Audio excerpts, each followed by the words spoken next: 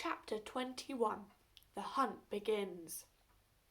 The hunter woke up to the smell of steaming dog breath as Growler licked him with his dry, crusty tongue. "Get away, you disgusting giant tick bus!" he snapped as he wobbled to his feet and tried to make sense of what had just happened. First, he recalled falling from the roof. Then he remembered. "The dinosaur! He got away!" the hunter gasped. No, not fair. That's not fair at all. No.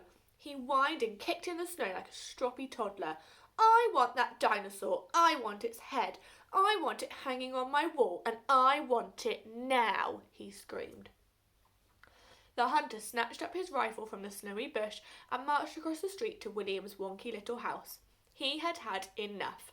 No more hiding. He was going to burst through the front door, march inside, and... The hunter stopped.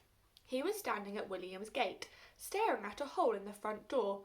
A dinosaur-shaped hole in the front door. Then he noticed something on the ground at his feet.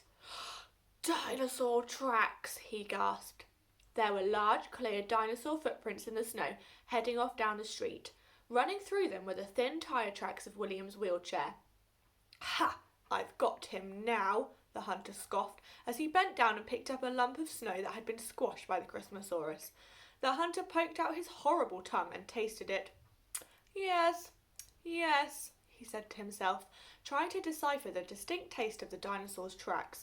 "That pesky little bullet dodger was lucky this time.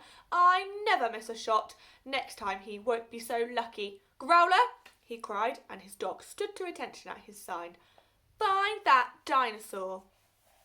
The dog instantly set to work, sniffing back and forth along the footprints and tyre tracks. He found the scent and let out a howl of excitement.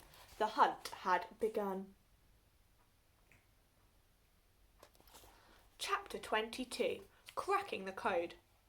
William yanked hard on the fairy lights and the Christmasaurus came to a halt. They had stopped at the entrance to a magnificent building with columns that extended from the snowy pavement to the sky above and an enormous archway overhead that was covered with intricate carvings of angels, animals, plants and people.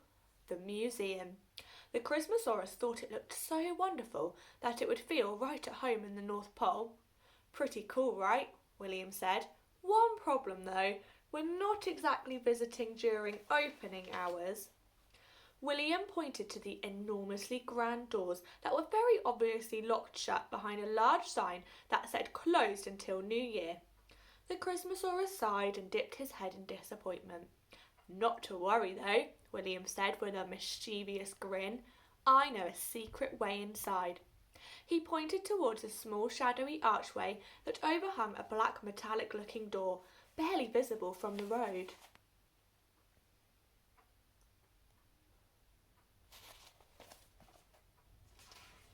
The Christmasaurus tilted his head and his tail started wagging like an excited puppy. He'd never felt so excited before.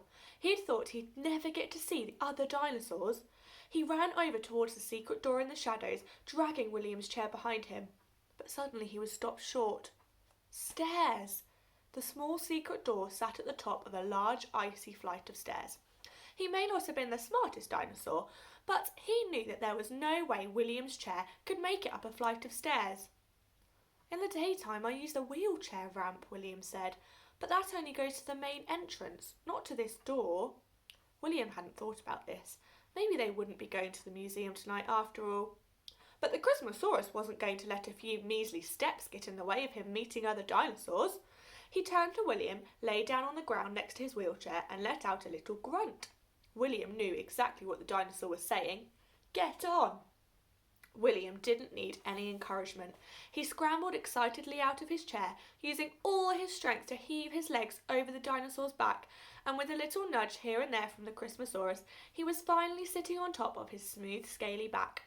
He untangled most of the fairy lights from the dinosaur's neck until they were detached from the wheelchair. "This is much better," said William, as the Christmasaurus stood and headed up the stairs towards the secret door. "I wish I could ride you to school." When they reached the top of the steps and arrived at the shadowy door, the Christmasaurus gave it a nudge, but it was locked.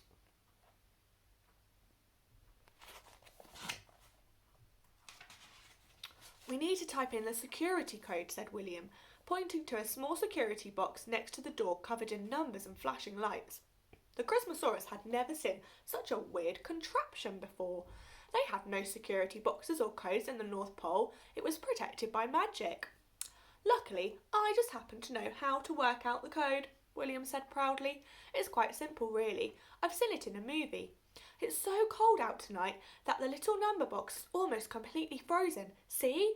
William pointed at the little box. All the numbered buttons are covered in frost, all except for 3 of them. The Christmasaurus sniffed and studied the frosty numbered box, but it looked awfully confusing to his dino brain.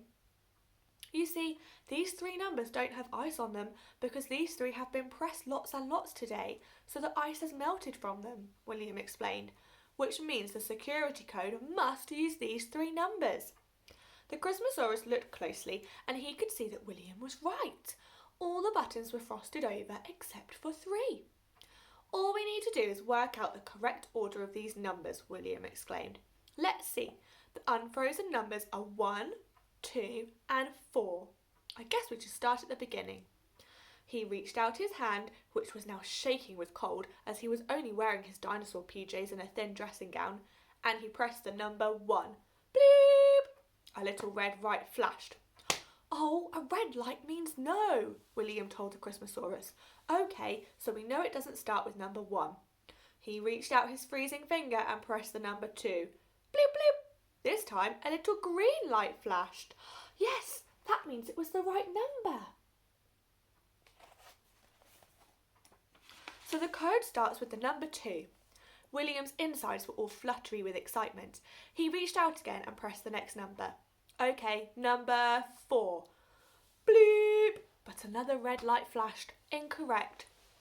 William thought to himself, and he started the code from the beginning with number 2. Bleep, bleep! Green light. There was only one other unfrosted button, number 1. It had to be correct. He reached out, pushed it, and waited for the green light, but... Bleep! Red light. Incorrect. He slumped down heavily on the dinosaur's shoulder. It all looked so hopeless all of a sudden. Oh, I'm sorry, William said. I don't think I can work out the code. It's useless. What a rotten way to spend Christmas Eve. In the distance, a loud clong echoed through the streets. It came from the clock tower as it chimed 1 o'clock in the morning. Well, I was wrong. It's not Christmas Eve anymore. It's Christmas Day. What a rotten way to start Christmas Day. Wait just a second. William had a thought. Yesterday was Christmas Eve, the 24th of December. 2 and 4 are 2 of the unfrozen numbers in the code, but that was yesterday. William's brain was ticking faster than the clock tower, and it suddenly ticked up an idea. What if, he wondered, leaning in for one last crack at the code, what if the security code is the day's date? He quickly punched in the first number of the date, 2. Bleep, bleep! The little green light twinkled, which means that at midnight the code changed, making one of these unfrozen numbers wrong. He reached out and pushed a new number, the frosted number 5. Bleep, bleep! The green light twinkled again. Maybe William was right.